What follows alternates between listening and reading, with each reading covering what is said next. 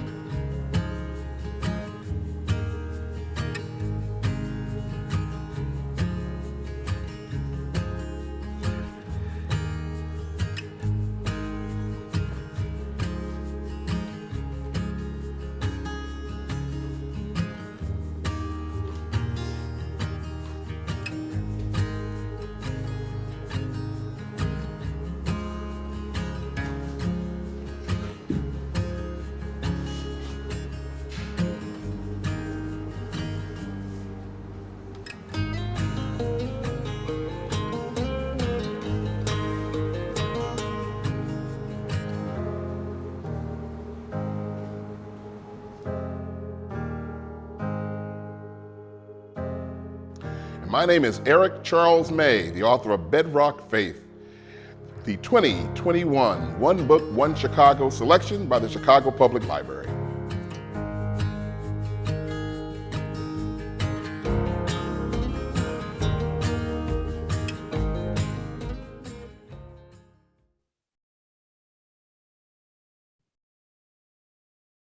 Good evening. Thank you for joining us. I'm Jennifer Lezak, Coordinator of Special Projects with the Adult Services Department. And on behalf of everyone at the Chicago Public Library, welcome. Thank you for joining us for Community, Diversity, and Local Histories with Northeastern Illinois University. This event is part of the 2021 One Book, One Chicago season, exploring the theme Neighborhoods, Our City's Bedrock, and the book Bedrock Faith by Eric Charles May. Please visit onebookonechicago.org for more upcoming programs, reading recommendations, on-demand video content, and much more coming now through the end of the year. Tonight's program is possible, and One Book, One Chicago is generously funded by donations to the Chicago Public Library Foundation.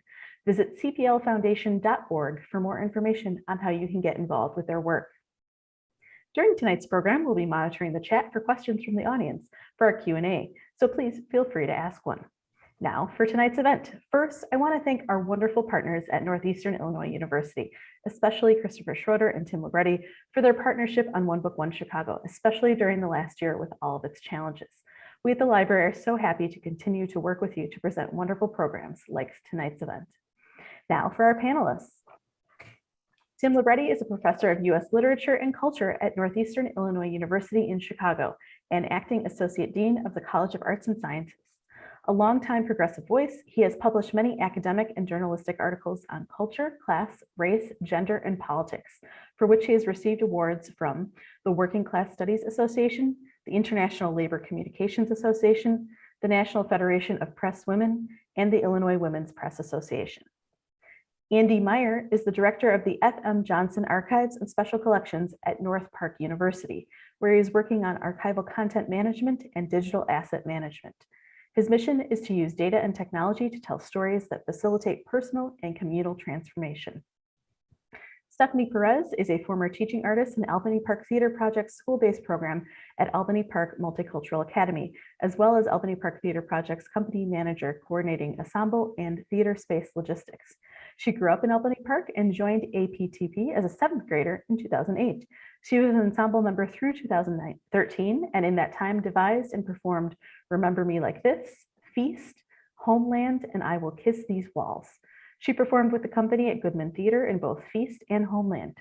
After going through APTP's college counseling program, she went off to Kalamazoo College and studied political science. Now, as a college graduate, Stephany has returned once again to her APTP home to assist in guiding and empowering youth in our neighborhood schools. Please join me in welcoming our panelists. Welcome, everyone. Thank you, Jennifer.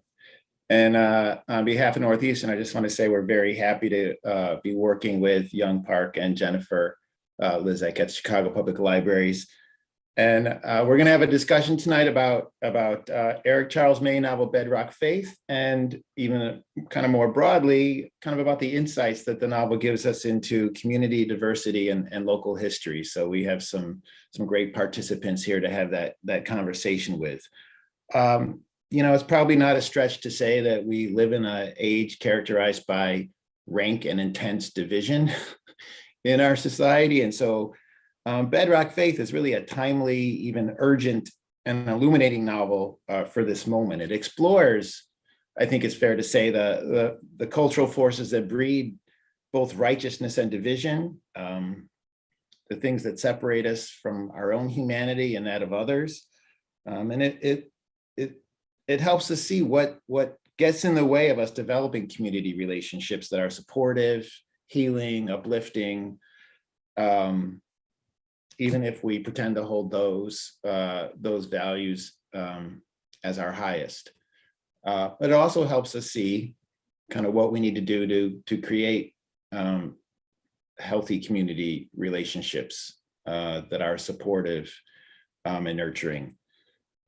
So with that, we'll kind of just jump into our discussion, and I think we can all maybe share a few thoughts or reflections about the novel and see where those reflections take us in our conversation. And then at some point, we'll open it up if the questions start rolling in on the chat. I think Jennifer will let us know, and we can include all you voices out there that we, the panelists, can't see, but we'll get you in there. So Stephany, you want to start us off, just kind of maybe sharing a few thoughts or responses to the work? Sure, thank you so much. So I found that it was easy to fall into this book. I love the way it was organized. The more and more I read, I felt like I too had lived in this community for many years, and I appreciated the relationships that were so dynamic and felt so real. Something that stood out for me was the desire that people had to tell their truth, their own story in their own terms, to have the choice in the way that they were being represented to the rest of the world, to their community, to even their close ones. There were a couple of moments in the book where someone unearthed or exposed a part of someone else's life, like when Stu Pott made photocopies of Delphina's diary, or the poem that was about Mrs. Motley. But even in less public ways, like when Stu reveals the photo of Mrs. Motley's late husband. And at the start of the book, she was comfortable with what her story was, what her life turned out to be, and what it is. And, her house, her marriage, her relationship with Mr. McTeer. And then one by one, someone else comes in and changes her narrative, right? Changes the way that Mrs. Motley had believed it, the way she had carried it with her and acted on it. And this turned her world upside down, and obviously the community, and many for others whose parts of their lives were exposed. And, the facts didn't change necessarily. It's just the way that they'd been reinterpreted or retold. And of course, this made me think of my time I spent with the Albany Park Theater Project. We're telling the stories of communities who often don't have a direct say in the way that the media or politicians shape their narrative. Immigrant communities that are called rapists and terrorists, or working class people labeled as trash or bums. And often what I loved about the work that we did was that we interviewed people in the community and we devised a play based on their words, their truths. We did little to no editing, from the way they spoke their language, to the beliefs they held, to the interpretation of the lives that they lived or are living. And often we had storytellers come to see the plays that we created, and they were so proud and touched at seeing these representations of their stories. And that's how we knew we honored the storyteller. And this often brought other members of the community together when they could see a version of their story, their truth on the stage as art. And I found it interesting, the sections of gossip that Charles May wrote into the novel. I think about this as a form of of storytelling and disseminating information and interpretations of truth. And in Spanish, we say chisme or chismeando. And what I found is that in my family, we use these sessions of chisme to learn, right? To learn about other lifestyles that you may never live or encounter, about maybe people or lifestyles that make you uncomfortable, or things that seem far away from you, and they kind of, a way to navigate the world without exposing yourself so much, right? So this community was beautifully written and in such a real way, with its rock throwing to its praying to public displays of affection, and it was really a great experience to read. I really liked it. Hey, thank you for those insights. We'll have a lot to dig into there in the way you think about the novel and storytelling. So I'm excited to do that. Andy, did you have some initial responses to? Sure, I can share a little of my response too, but I just want to say, Stephany, our notes are very similar. I some of the same things you highlighted are some of the issues I highlighted.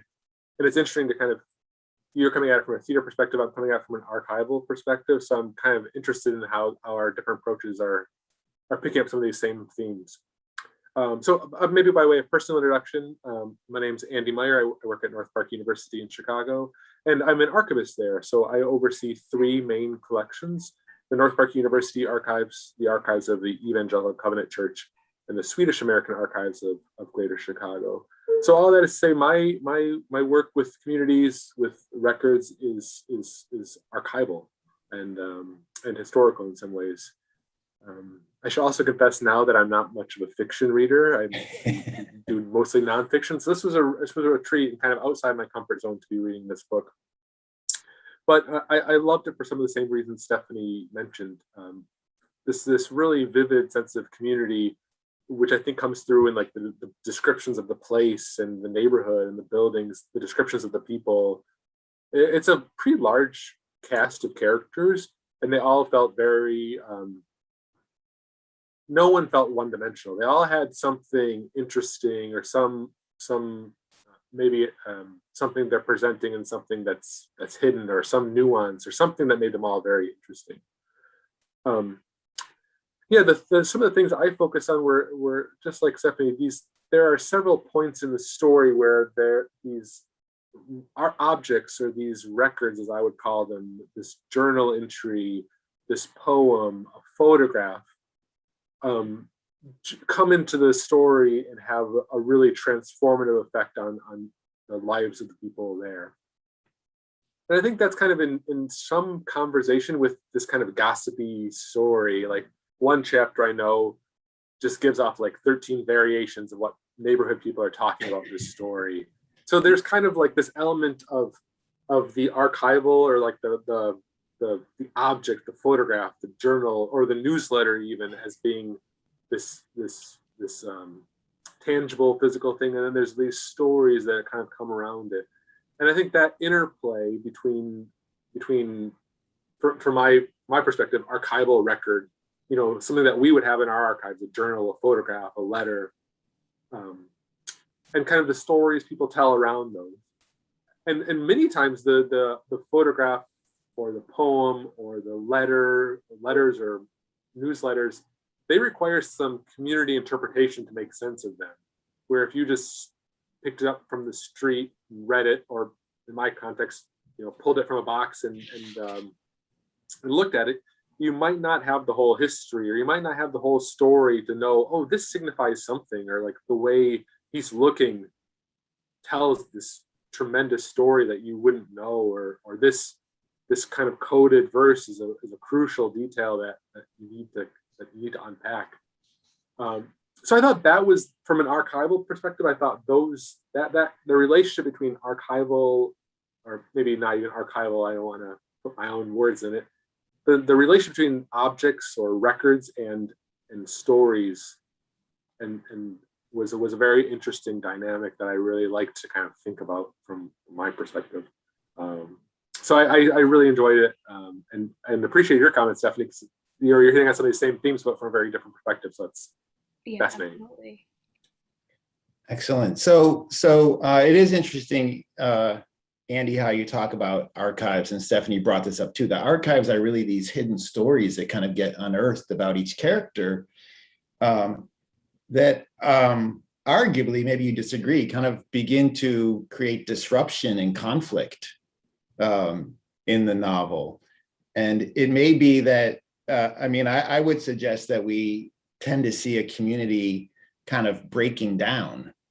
That is, characters get, when things are exposed about them, feel shamed and leave. And so we can, maybe that will raise some questions we can talk about what creates healthy community, right? What do we need to sustain community? But just, so the main driver of the plot, just to briefly rehearse this, is the character Stewpot, who was, for lack of a better term, kind of a young ne'er-do-well who had burned down some garages, killed people's cats, introduced drugs, kind of helped ruin some families, returns to the community after serving some time in prison. And the novel really then kind of charts how the community deals with that return. And they are not happy about the return. He's never really welcomed, right? They never really give him a chance. They're more interested in how they can get rid of him. Spoiler alert, we find out at the end of the novel that he likely has some kind of serious mental illness, so that maybe some kind of healing or compassion or treatment would have been in order, which he never gets. And that's in some sense kind of juxtaposed with the brief story about Reggie Butler, who is the youth who ends up accidentally burning down Mrs. Motley's house when he tries to burn down Stewpot's house. And she does not. She says, I'm not going to tell on you because I don't think you should go to prison and ruin your life. So we almost have a counterpoint in this brief moment with Stewpot, which might show us two ways of responding to kinds of violence, right? Or negative behavior to kind of sustain community. But I'm wondering, given the sort of the archival perspective you're taking and the way, Stephany, you're thinking about storytelling, how you see these archival stories, if you want to put them that way, the personal records that sort of come to the surface in the novel about certain characters, right? What you think about the community response to them, that they seem disruptive, but what can we learn about community or the stories what narratives should do to create healthy community? I don't know if this is making sense, but if you have some insight into these conflicts that come about because these stories come to the surface. Yeah, I don't know if I know what it means to talk to how that could indicate a healthy community or something like that. I do think it illustrates, at least to me, several of these records that come up, like the journal or the diary entry, for example, that is kind of stolen and copied and shared. That's a good example of like in creating that record, there was intention and meaning there. And then when it's shared broadly, that has a very different meaning. And likewise for the photograph of Miss Motley's husband. I don't know the circumstances that was created, but that's another situation where an object could have multiple meanings to multiple people. So I think if anything, it just shows this complicated, or the poem, which was a personal expression that was meaningful enough to be saved for a long time, and then again, so it has meaning in creation and different meaning later on when it's interpreted by different people in different contexts. So I think all that to me reveals is the kind of the complicated nature of records and how they have multiple meanings over time. I don't know what it tells me about healthy communities or communities in decline or despair. Okay. Yeah, I think it's an interesting question though. Yeah. Yeah, I think, from what I can interpret, these archives were unearthed, but with a very specific interpretation, and that was Stewpot, saying you are all sinners for this and this and this, right? the way that sometimes history can be told through a one perspective. And I think the community, instead of coming together and having conversation and dialogue about what has been unearthed, I think they continue to be secretive and cutting people out and feeling ashamed and running away, right? Instead of deciding to be honest with each other, to educate each other. It's harder when these archives are of such personal, right, personal histories, as opposed to like a larger event in the community. But in a way, it becomes everybody, like the community's history, right? Because of the events that it led to. Yeah. I think that's a good point, Stephany, that the community doesn't talk about these things. And Stewpot represents a kind of judgment, right? He takes the behaviors and he says, you're sinners, you're sinful. And yet the community really does not have a different sense of judgment than Stewpot's, right? So when Irma Smedley, for example, when Stewpot exposes her as a lesbian, she said, well, no big deal. But the community says, she's a lesbian? This is not good. Why would she want to do that? She's attractive.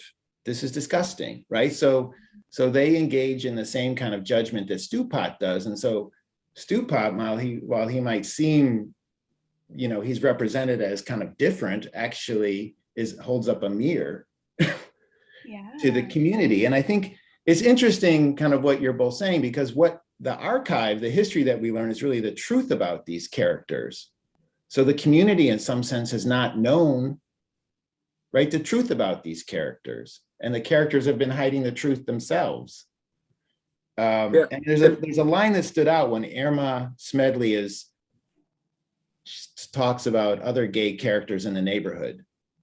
And she says, but they never talked about themselves. And she writes, as long as a person never actually said they were what they were, most people in the neighborhood were willing to carry on as if nothing was out of the ordinary. And I thought that kind of, in light of what you're both saying, presented a kind of interesting way to think about community. Like, what kind of community or neighborhood is it? Is it a neighborhood with a strong sense of community if you have to hide who you are, or you can't say who you are, where you have to repress elements of yourself or hide parts of yourself?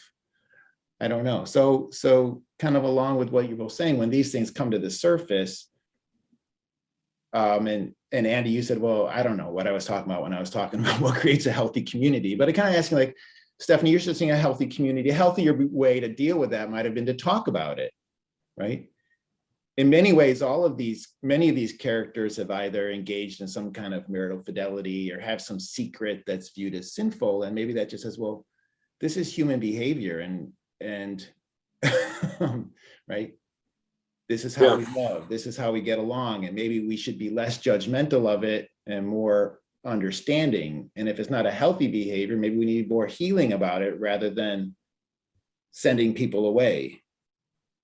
Right? I don't know. So those are some thoughts that I had.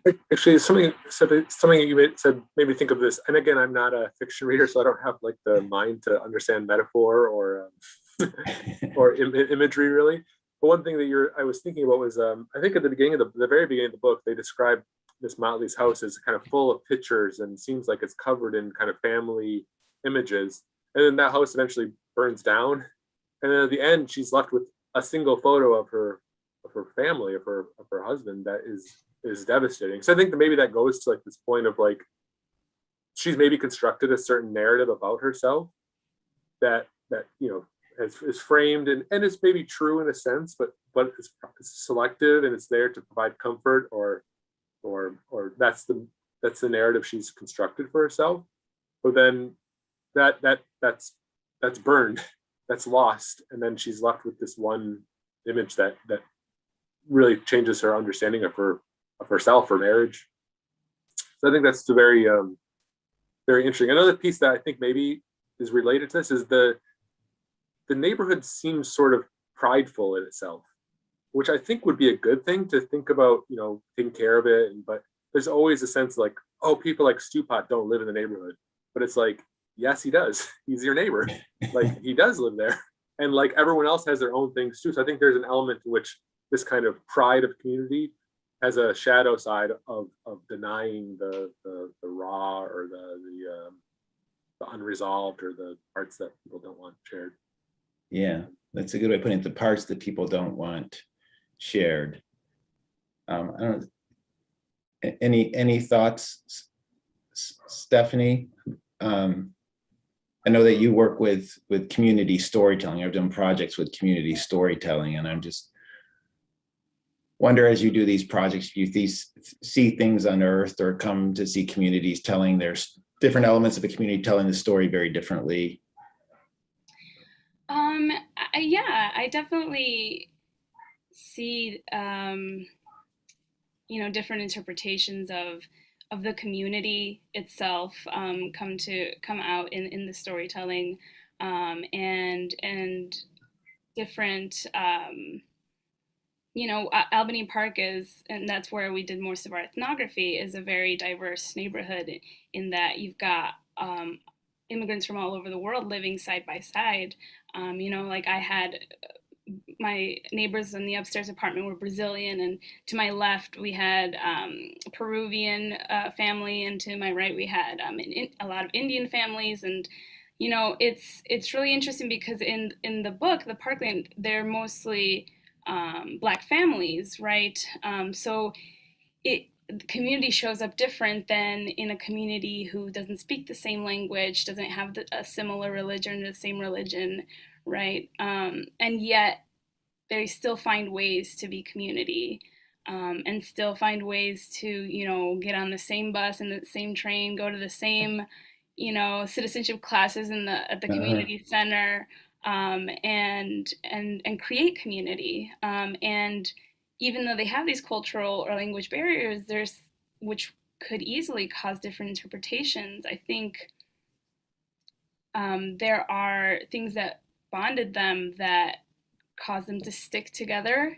And it reminds me, there's a moment in the book where I don't know if it's the police that's asking questions or the news reporters, but the Parkland community decides to kind of be quiet and not give away too much. And it's like the one time they kind of have a moment of solidarity. Yeah. And they kind of decide to keep their drama in-house. Yeah, I think there are definitely, in the work that I've done, encountered groups, solidarity in groups that have, huge differences amongst each other, but kind of because they have this shared space, and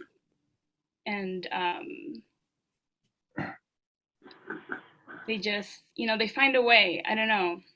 Yeah. That makes sense. When you talk about how there's something that bonds them despite all these differences, because this is arguably on one level a more homogenous community, although I would say there are, well, okay, I see you're shaking your head because I don't even agree with what I just said necessarily, but right, because one of the issues in the novel is probably religious sectarianism, that characters go to different churches. Mm-hmm. And we even see how the two characters, Mrs. Motley and Mr. McTeer, seem to have an affection, maybe even a love for one another. There's always some suggestion, well, maybe they'll get married.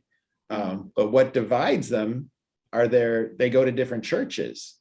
And that actually seems to be the barrier for them in terms of getting together, like, so that their faiths divide them rather than bring them together in certain ways.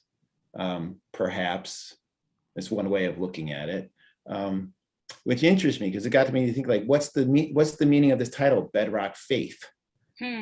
Religion seems to be a strong element of each character's constitution in certain ways, certainly stew pot. And yet it doesn't seem to bring them together, which is arguably kind of what religions rooted in love and kindness and so forth are supposed to do. We tend to see the divisions in this community But we also see a lot of support and nurturing as well. We see, I think, both sides, which kind of, I don't know, gets to this, makes me think of what you're talking about, Stephany. Like, what is it that holds a community together? And you were even talking about Albany Park, where there's people with really powerful differences, right? Who still manage to kind of hold it together. Yeah.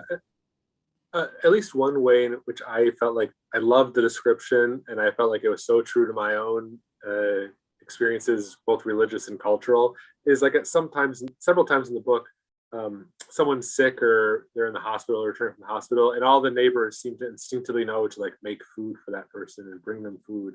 And I think I don't know enough about cultures to say that's a universal expression of care, but it seems like many cultures can express, kind of care for each other via food. And I love that it was just kind of narrated as kind of like of course, people started making food for the family that, is coming back from the hospital, and they packed their fridge full of food.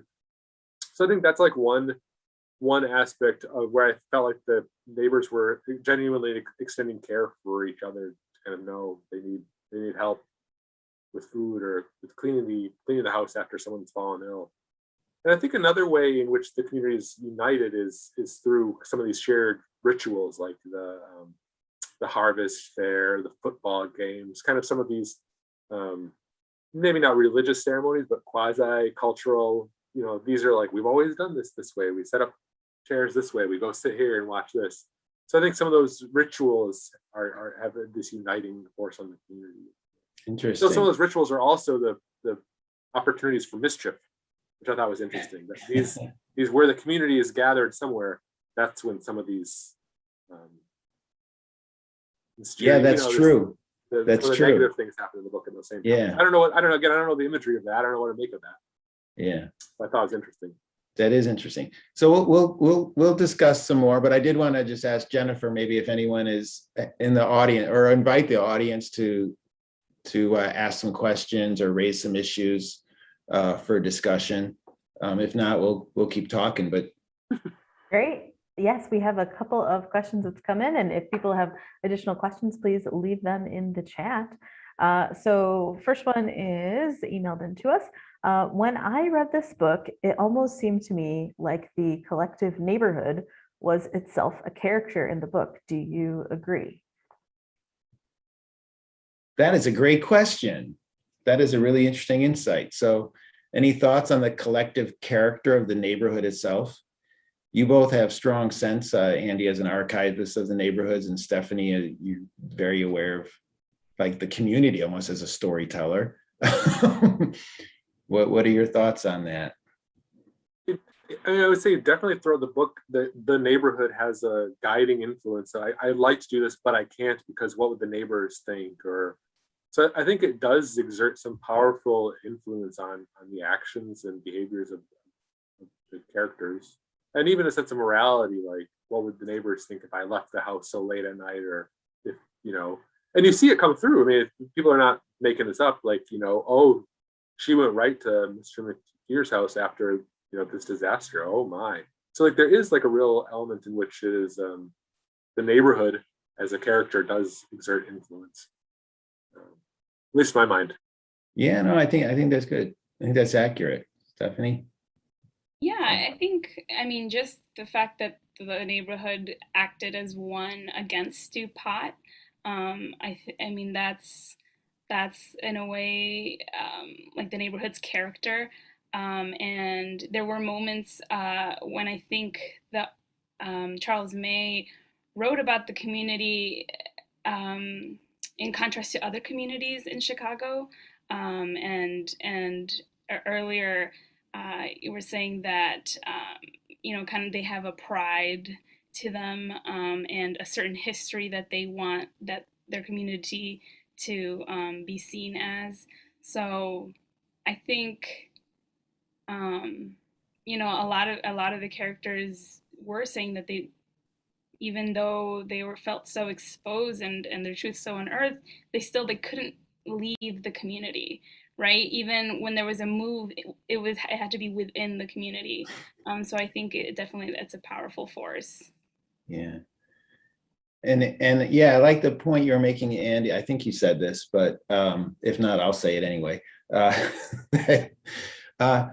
there is a really powerful community ethos or morality, and that's precisely kind of what leads them to hide things, right? And not be open about things, is that community has like an overwhelming sense of right and wrong that guides their behavior. And it's larger than any of the characters' individual belief systems or anything, right? They view it as a force larger than them. I think that they don't want to be seen as dissenting from it or diverting from it in any kind of way.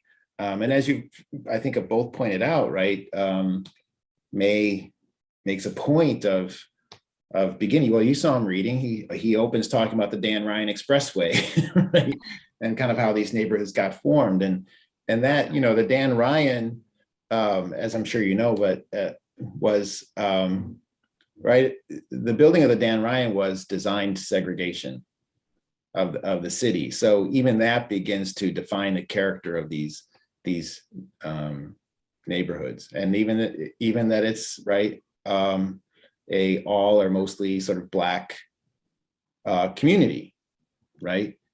Means it kind of it has a history larger than any of the individual members, kind of that placed them there, as well as just the history of all the churches and religions and the religious splits, and when this church split and that church split, right, which creates divisions within the community larger than any of the members.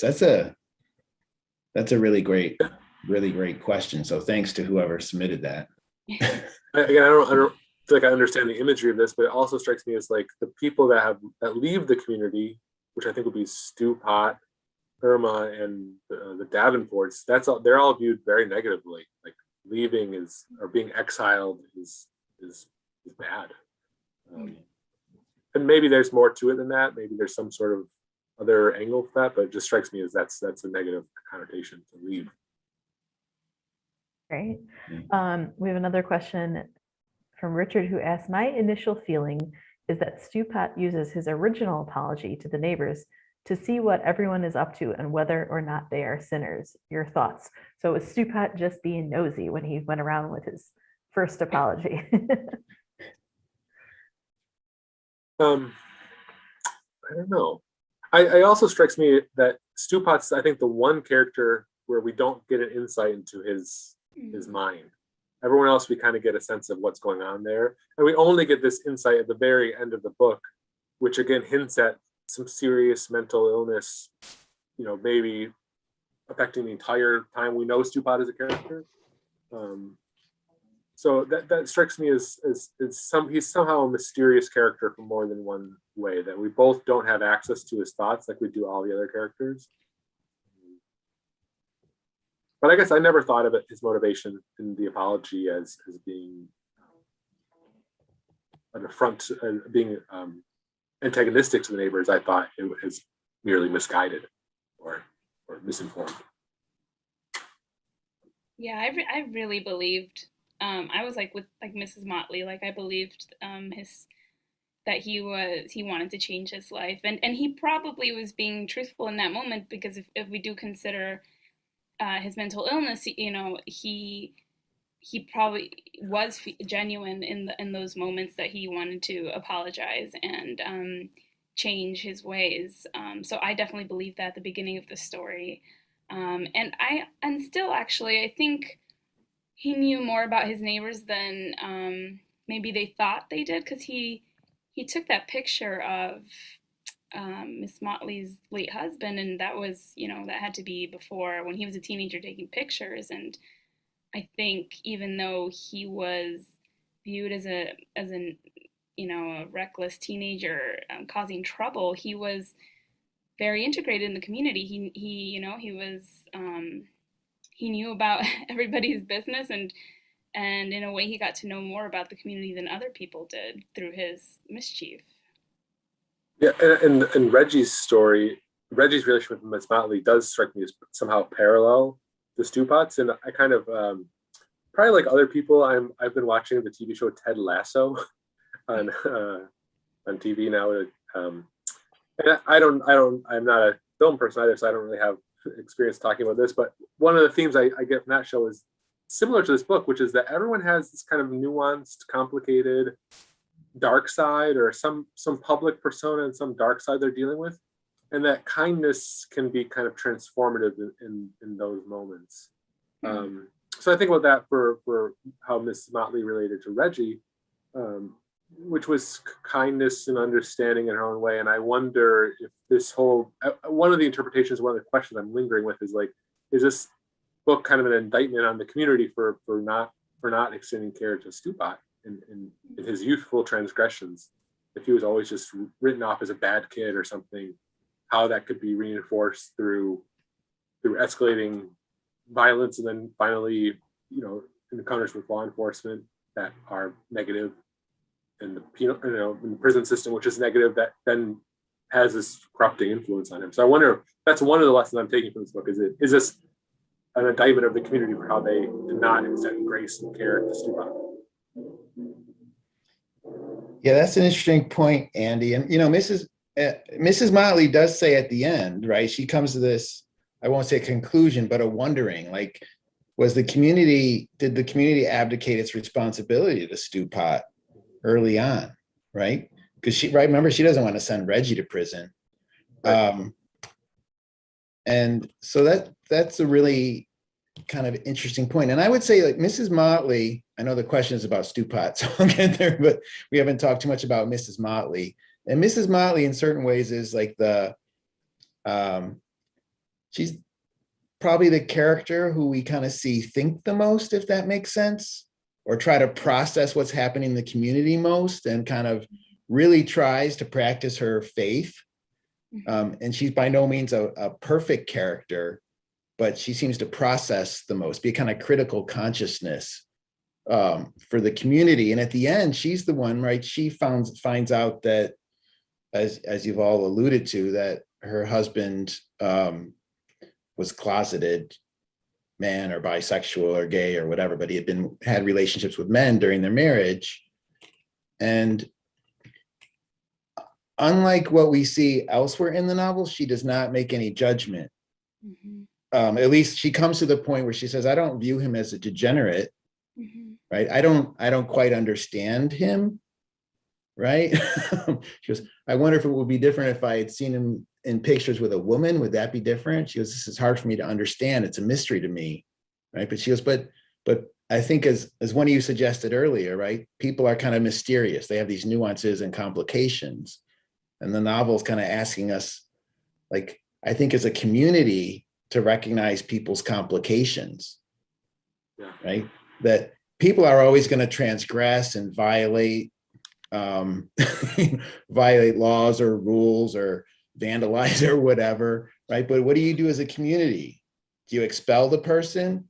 Or, as Stephany was saying, do you try to find some way of working through those issues in a healthy way? Even if there are punishment and consequences, like how does a community resolve this and keep people together in a healthy way? So I heard a little noise. Is that something? Did you want to say something, Stephany? You popped up on my screen. We have a few more questions. Oh, cool. Yeah, bring them on. So Elizabeth says, this interesting discussion of the intertwining threads of community, local history, gossip, and one's ability to be redeemed reminds me of Toni Morrison's novel, Sula. Does America as an idealized concept or source of identity play into this novel? Does America matter, or is neighborhood the more salient location? That's a great question.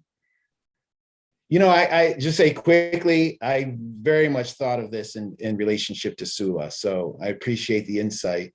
And, the question that Sula ends on, and I'm just going to say this really quickly so my peers can speak, but, Sula ends with this question. It says, well, the bottom, which is the neighborhood in Sula, was a place, but it really wasn't quite a neighborhood or a community. It had all this similar dysfunction. And I think Morrison's asking these similar questions about kind of like, what does it mean to love, right? How do you create a loving kind of community and accepting people's flaws and drawbacks and shortcomings, but also just being able to accept human behavior.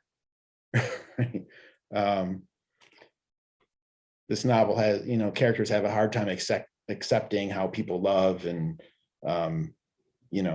all these things that are kind of natural human responses to the world, perhaps, but they can't accept. But I think that's a great analogy, but I'll let my peers respond as well about the relationship between a neighborhood and the country. I mean, I have not read Sula, so I'm not sure about that. But I think, this neighborhood really acts together and as one. I don't think I've ever seen like such intertwinings of actions and decisions and all that, the events that they create, that make happen, right? And I feel like they do try to distinguish themselves from other communities. But I feel like we should, I think, always read neighborhoods and people within the context of the rest of the country, right? Because those forces do really shape the people in the neighborhoods, right? And what their identities might bring to all these events that kind of snowballed. Thank you. And I don't know if Andy wants to respond, but we should, again, while May really focuses on the internal dynamics of the African American community, we shouldn't forget it exists because of segregation. And so to the point, and it's an interesting question about how he represents America and whether it's about neighborhoods or the country. I mean, the country is, the character of the country is one conditioned by segregation, which splinters us into communities that try to be as self-determining as possible, right? Which this is an act of like American resilience or African American resilience to be self-determining within a segregated world. I don't know. It's a really complicated question. We have time for, I think, 2 more questions. So we'll just do this one. Christopher S. I was intrigued by the way that alliances were formed and shifted throughout Parkland, but couldn't quite perceive a pattern in these. Do you have any thoughts on these emerging and shifting alliances in the story?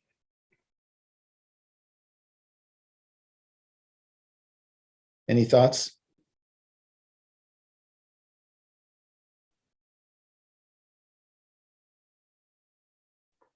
No, I have no theory for that or overarching sense of what they mean. If anything, I don't know. I guess the shifting nature of them makes me think it's to hint at this kind of divisive nature, maybe of religion, of how to treat people, how to extend, how much grace is too much grace, how aggressive do you need to be in countering the attacks and responding to these things. So I didn't see any theory or overarching, trajectory there, but just as a way to kind of see that the community is divided at different points and how to respond. I think mostly how to respond to Stupat and the things that he causes in the neighborhood would be how I see it.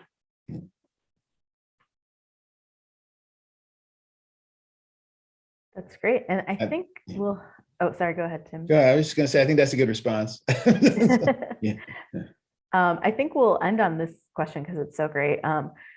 Can you share about your experiences working with or for your neighborhood and your projects and how you work with the neighborhood, how it works, how it doesn't work? So I know each of you have different things to share from your own work. So I'll give you some time to talk a little bit about that and share with our audience. Stephany, you want to start us off? Sure. So I grew up in Albany. I was born in Mexico, but I grew up in Albany Park. And I joined the theater company when I was a teenager. And what we did was we went out into the community and we interviewed people usually around a theme that just kind of emerged, or maybe that was like vital in the news at that time. So one of the shows that we did, actually, the way that we collected the stories was they gave us a group of teenagers. They gave us all some money, and they sent us out to different restaurants in the neighborhood. And if you know Albany Park, there's like all kinds of restaurants, Mexican restaurants and Syrian restaurants and Korean restaurants, and we would go and interview the people that worked there, and just kind of starting from there, we slowly started to collect stories surrounding food, and we collected all sorts of stories, from stories about the link card and having food and not having food, and what that meant in your family, and stories of befriending a cow and then having to butcher it, to feed your family, and just kind of getting to know my community this way. It was like it was the people you pass every day, right? Like the tamale lady, and the people you buy meat from, the butcher. You start to feel like you're a part of their story, right? All of a sudden, things that happen in the community, they're different to you, and I think, and then turning it into art. I mean, that was its own wonderful, beautiful experience. Yeah, I could talk all day about it. I wish you would. Sure, I can talk a little about my work, because again, it's very similar in some ways, but very different in other aspects. So again, my three prime collections relate to North Park University, the Evangelical Covenant Church, and Swedish American immigrants to Chicago. So I don't collect neighborhood history per se. That's not one of the communities I serve. Actually, the Chicago Public Library do that at the Sulzer branch of the for the Northside neighborhood collections. But we do collect stories from the communities I serve. And I'm also kind of aware that I think in this book, perhaps there's a warning for me, and it's expressed via literature, but something I've thought about a lot, which is like I'm kind of the if one of the powers Stewpot has over the community is releasing records and using these records to create chaos or tell stories or challenge stories, I think that's the same kind of power that institutional archives can have, in that there's power to do good or power to do bad, or power to fight oppressive structures or power to support them. So I think that's something that many archives and other memory institutions like libraries, museums are coming to terms with now. And certainly we are corporately, and I am personally, for this. But we collect records that like the ones mentioned here. And it's interesting to kind of see what those are like, to get an insight into people and places and events and neighborhoods. So I'll take a moment here to plug an exhibit that's up at the Albany Park branch of the Chicago Public Library right now, which is based on work that a student at Northside College Prep did over the summer internship. And she wrote a history of the North River Commission, which is a nonprofit organization, community organization, kind of focused on Albany Park, North Park areas, the intersection of the Chicago River and the North Shore Channel, which was started in 1962. And it kind of chronicles some of the early work they did, two of which I think are relevant to this story. One is the profound influence the North River Commission had on the physical neighborhood of Albany Park and North Park. In researching this history, the North River Commission was opposed to a plan to build an expressway along the North Shore Channel, which is now green space and park area. So it's almost unthinkable to think of that as an expressway running north-south here. And then another thing that I think was very relevant and took on new meaning in this book is they had a youth development program, where basically they, if a youth had some interaction with law enforcement, rather than going through the police system, they would be referred to the North River Commission. The North River Commission would have a committee meeting that would involve the person, their family, a social worker, a psychologist, potentially clergy, that would seek to intervene and work to find some way to restore the person to the community. So I think of that as like an interesting model of community justice that I think if had been available in the Parkland community could have altered the story in very profound ways. So So those are some of my reflections as archivist, I guess, related to these communities. That's awesome. That's a great way to think about this novel and a great kind of historical perspective. Yeah, I'll just quickly say, shout out to my wife, Terry, who I know is watching. So, hey, but she's a community activist and she always gets me out in the community. And, I live on the Northwest side. And, I think the lesson is that resonates with me in this novel is, community is difficult, right? It's activist work. It's something to be nurtured and worked at. And I know back after Charlottesville, Terry organized she's like, we got to do something.